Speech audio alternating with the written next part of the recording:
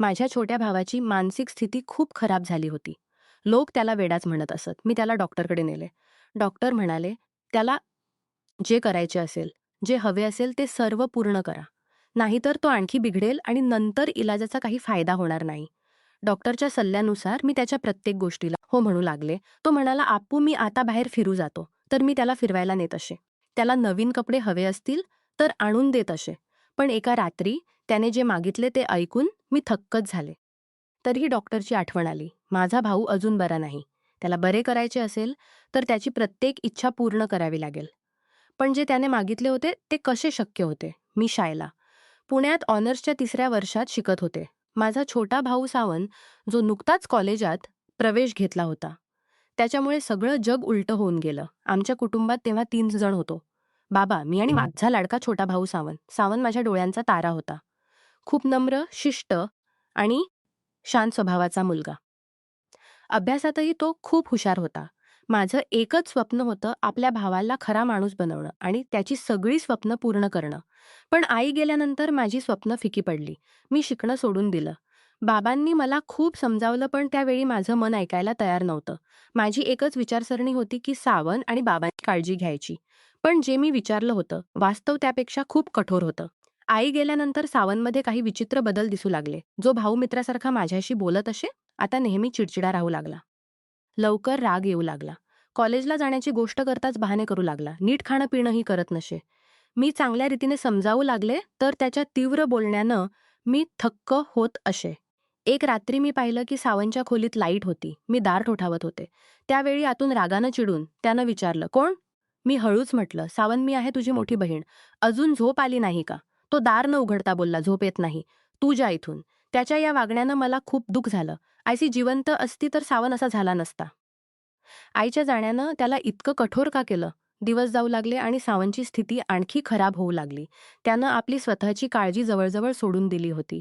रोज एकच कपडे घालत असे. नीट न्हात नसे. त्याचा चमकदार चेहरा फिका पडला होता. केस गळू लागले होते. बाबा दिवसभर ऑफिसमध्ये व्यस्त असत. पण घरी आल्यावर हे दृश्य पाहून त्यांच्या कपाळावरही चिंतेचे वळे पडले. एक दिवस बाबा मला बोलावून म्हणाले, "शाळेला पाहतोय सावनचं काय झालंय? मुलगा आपले केसही कापत नाही. त्याला पाहून मला भीती वाटू लागते. असं वाटतं जणू तो दुसऱ्याच जगात अडकला आहे." बाबांची गोष्ट ऐकून माझं हृदय थरथरलं. माझा लाडका भाऊ मानसिकरित्या आजारी होत आहे का? आईच्या कमतरतेनं त्याला इतकं कमजोर केलं की तो वास्तवाशी लढण्याची ताकद हरवून बसला आहे. मी उशीर न करता माझ्या जवळच्या मैत्रिणी रुपाशी बोलले. रुपानं मानसशास्त्राची शिकवण घेतली आहे. सगळं ऐकून तिनं मला सल्ला दिला, "शाळेला जास्त उशीर करू नकोस. सावनला चांगल्या मानसोपचार तज्ज्ञांकडे घेऊन जा. मला वाटतं तो डिप्रेशन आणि मानसिक त्रासातून जात आहे." मी सगळं बाबांना सांगितलं. बाबांनी खोल श्वास घेतला आणि म्हणाले, "ठीक आहे, तू त्याला डॉक्टरकडे घेऊन जा. त्याच्या इलाजासाठी जे काही करायला लागेल ते आम्ही करू." दुसऱ्या दिवशी मी खूप समजावलं आणि समजावून सावनला डॉक्टरकडे नेण्यास तयार केलं. त्याला जायला आवडत नव्हतं. पण जेव्हा मी म्हटलं की माझी तब्येत ठीक नाही आणि मी डॉक्टरकडे जाणार आहे आणि तू माझ्यासोबत आला नाहीस तर मी एकटी जाऊ शकणार नाही, तेव्हा तो मानला. त्याला कदाचित कळलं नाही की डॉक्टर त्याच्यासाठीच होते. चेंबरमध्ये प्रवेश करताच माझ्या आयुष्याची सर्वात कठीण परीक्षा सुरू झाली. डॉक्टरच्या चेंबरमध्ये बसलेला सावन किती अस्वस्थ होता. त्याच्या नजरा खोलीच्या चारही बाजूंना फिरत होत्या. जणू कुठे पळून जाण्याचा रस्ता शोधत होता. डॉक्टर मध्यमवयीन सज्जन होते.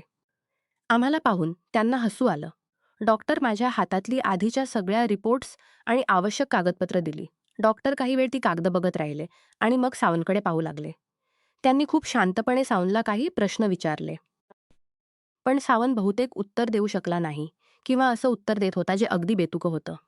मी त्याची उत्तरं देत होते. डॉक्टर जवळजवळ अर्धा तास आमच्याशी बोलत राहिले. मग त्यांनी सावनला बाहेर थांबायला सांगितलं आणि मला एकटी त्यांच्याशी बोलायला सांगितलं. सावन बाहेर गेल्यावर डॉक्टरनी गंभीर आवाजात मला विचारलं, "ही समस्या नेमकी कधीपासून सुरू झाली?" मी म्हटलं, "सर, माझ्या आईच्या मृत्यूनंतर 3-4 महिन्यांनंतर त्याच्या वागण्यात बदल होऊ लागले." डॉक्टरनी डोके हलवत म्हटलं, "पहा, तुमच्या भावाला मानसिक अस्थिरता आणि पोस्ट ट्रॉमॅटिक स्ट्रेस डिसऑर्डर आहे. आईच्या अचानक मृत्यूनं तो मुळीच स्वीकारायला तयार नव्हता. त्याचा मेंदू एका मोठ्या धक्क्यात होता. तो वास्तवापासून स्वतःला दूर करत आहे." माझं छाती फुगून आलं. मी थरथरत्या आवाजात बोलले, "सर, तर आता काय करायचं?" डॉक्टर माझ्याकडे विश्वासानं पाहत बोलले, "नक्की होईल. पण यासाठी विशेषतः तुम्हाला खूप संयम ठेवावा लागेल. मी काही औषधं लिहून देतो. ही वेळेवर द्यावी लागतील." पण त्याहून जास्त महत्त्वाची त्याची मानसिक काळजी आहे. यावेळी त्याची मनाची इच्छाच सर्वात महत्त्वाची आहे.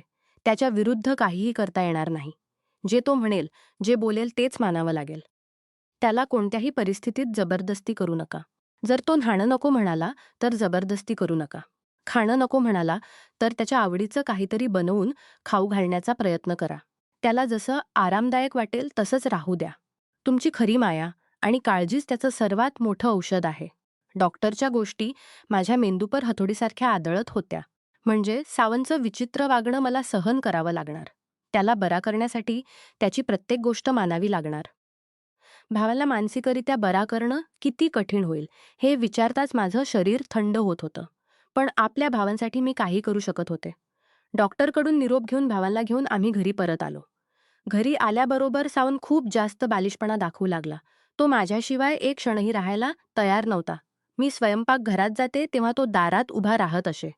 मी बरांड्यात जाते तेव्हा तो माझ्या मागे मागे येत असे. त्याला एकटे राहण्याला भीती वाटत असे. रात्री जेवण झाल्यानंतर जेव्हा मी त्याला त्याच्या खोलीत झोपायला सांगितलं, तेव्हा तो भीतीनं बोलला, "आप्पू, मी एकटा झोपू शकत नाही. मला भीती वाटते. तू मला एकटा सोडून कुठेही जाऊ नकोस."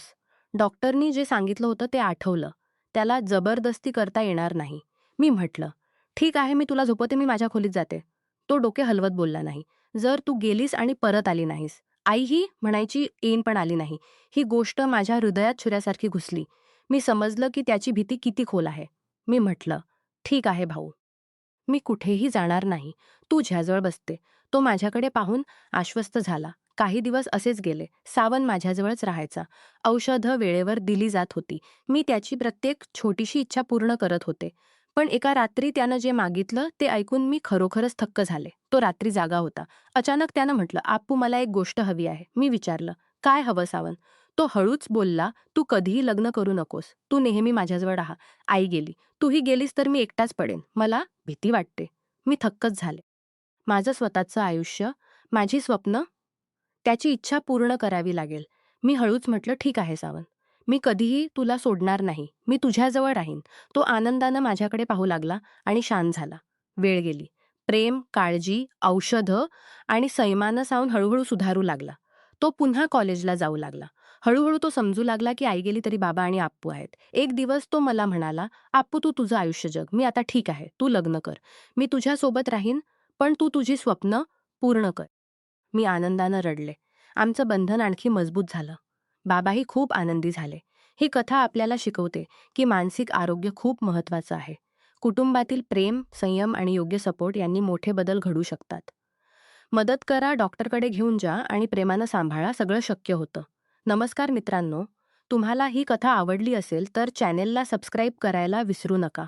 आणि यापेक्षाही अधिक रंजक व्हिडिओ पाहण्यासाठी माझ्या चॅनेलवर नुकताच अपलोड केलेला नवीन व्हिडिओ नक्की पहा. तो तुम्हाला खूप आवडेल, अशी मला आशा आहे.